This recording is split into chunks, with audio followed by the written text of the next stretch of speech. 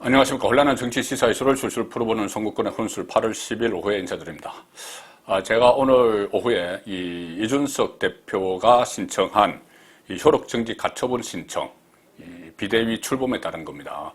그것이 이러면 내일 심의가 이루어져서 결정이 된다. 가처분 신청이 법원에서 결정을 하게 된다는 내용을 보내드렸는데, 자, 계속 그런 보도가 나왔습니다. 그 12일 날 비대위원들이 선임이 돼서 정식 출범을 하기 때문에 이러면 11일에도 이것을 법원에서 결정을 할 수가 있다. 자, 그 보도가 나와서 제가 기사 내용을 바탕으로 설명을 드렸는데 지금 날짜가 나왔습니다.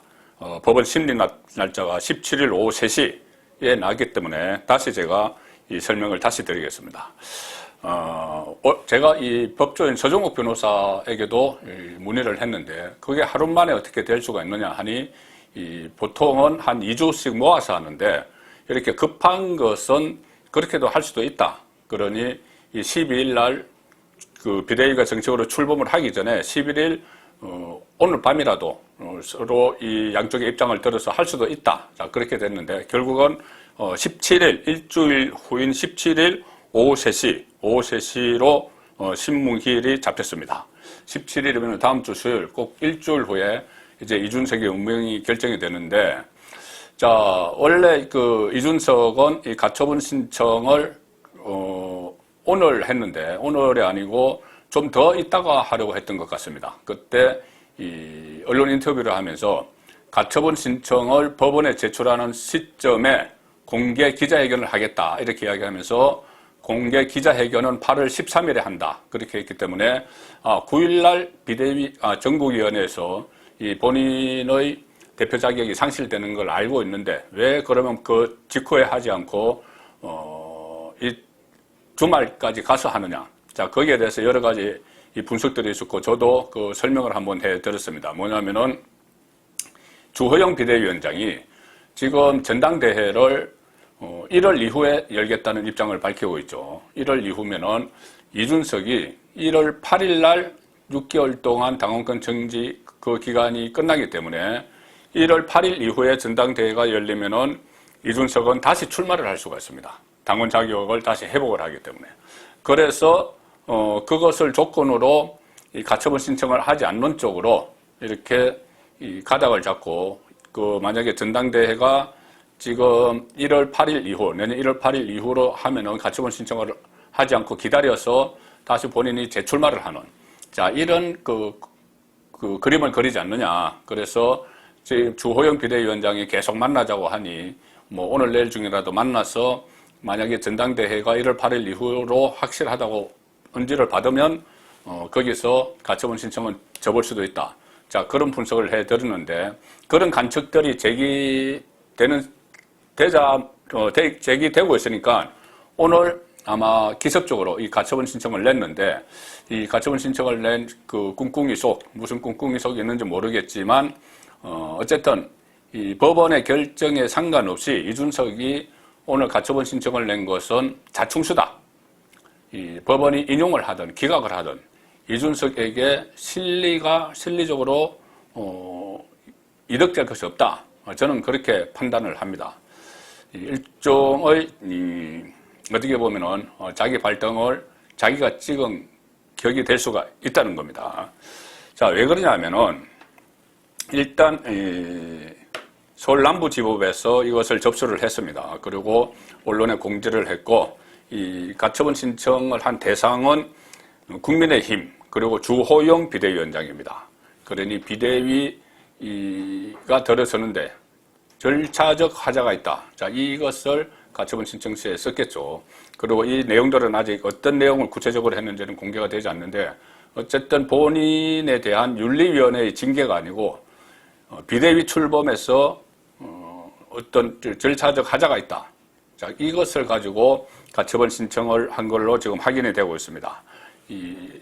13일 날 토요일 날 기자회견을 한다고 하니 그때 본인이 또 어떤 신청을 했는지도 이야기하고 본인 입장을 밝히겠죠. 그리고 17일 오후 3시에 이준석의 운명은 결정이 됩니다.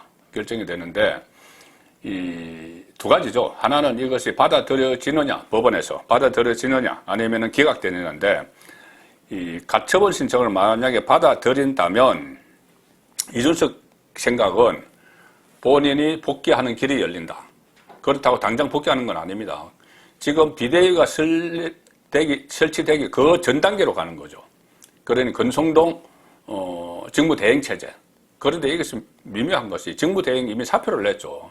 사표를 냈으니 만약에 이것이 법원에서 받아들이면은 엄청난 혼란이 옵니다. 엄청난 혼란이 오는데 그렇다고 이준석이 어느 정도 명예회복을 했다고 생각을 하겠지만 그렇다고 이준석이 당장 복귀하는 건 아니죠.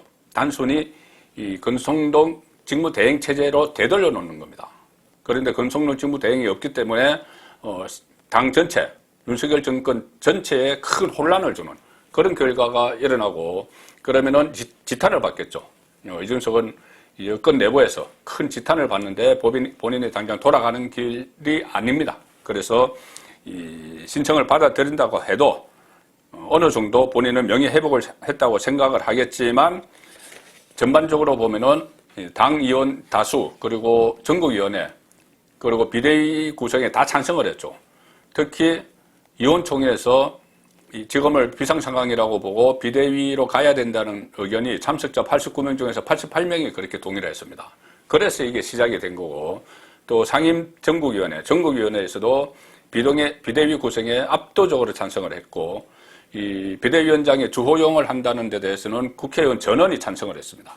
이 상황에서 신청이 받아들여진다. 그러면 이것이 다시 원점으로 돌아가 버리죠. 원점으로 돌아가면서 일단 비대위는 접고 또 직무대행체제로 가야 되는데 권성동은 사퇴했고 자, 이 상황에서 이대로 쭉 가면은 내년 1월에는 6개월이 끝나서 당대표로 복귀를 할 수 있다 이렇게 생각할지 모르지만은 이렇게 되면은 당에서 비대위를 다시 구성하면서 절차적 정당성을 갖춰서 또 재시도를 하는 이런 상황까지도 올 수 있기 때문에 어쨌든 이것이 인용이 돼도 신청이 받아들여져도 엄청난 큰 혼란만 오지 이준석에게는 이룰 것이 단 하나도 없다.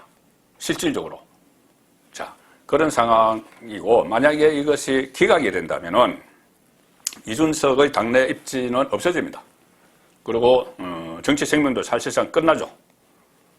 당 대표가 자기 문제 때문에 촉발된 성접대 의혹 그리고 거기서 파생된 증거인멸 교사 이것 때문에 윤리위 징계를 받고 본인 때문에 이 파생된 문제인데 이것을 가지고 징계까지 그 가처분 신청까지 들어갔다가 만약에 그게 기각돼 버리면은 그것은 정당하다는 게 돼 버리는 거죠. 모든 게 정당했다. 이준석이 잘못했다. 당이 정당하게 나갔다. 그러면 윤리위도 그렇고 징계도 그렇고 또 비대위 구성도 다 정당한 절차를 밟았다. 이렇게 되면은 이준석은 설당이 없어지고 아무런 그 실익도 없이 혼란을 가중했다. 이 과정에서 그런 그 비판을 받게 됩니다. 자, 그래서 이준석은 지금 그렇지 않아도 지금 고립무원 상태로 빠지고 있죠.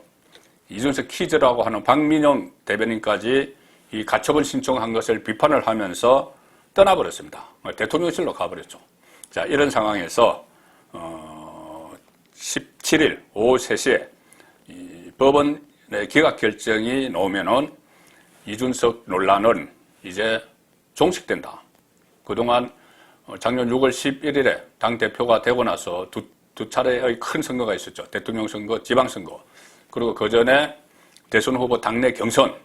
이때 이준석 당대표가 상당한 혼란을 일으켰는데 혼선도 주고 했는데 그것이 본인이 신청한 가처분 신청 결과에 따라서 기각이 되면은 이준석 논란은 종식된다.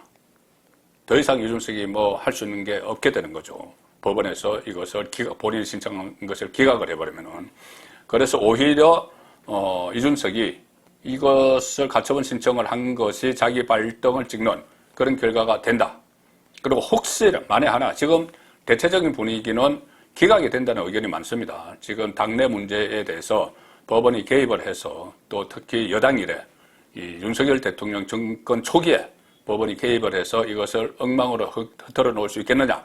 그래서 기각이 될 가능성이 높기 때문에 이준석은 이제 거의 정치권에서 완전히 퇴출이 되는 그런 수순으로 가게 될 거라는 예상인데 만약에 이것이 받아들여지더라도 말씀드린 대로 가뜩이나 지금 이준석에게는 큰 실력은 없고 엄청난 혼란이 일어나는데 가뜩이나 지금 수해 문제로 어수선하고 윤석열 대통령 지지율도 떨어져서 국정 운영이 제대로 안 되는 상당히 혼란한 상황인데 이것까지 겹치면은 이준석 책임론이 불거지면서 이준석은 또 그 자리에서 다른 그 혼란이 있겠지만 이준석은 설당이 없어지는 그런 결과가 됩니다. 그래서 17일 나오는 심리 결과에 따라서 이쪽이든 저쪽이든 이준석은 이제 정리되는 단계로 접어들었다.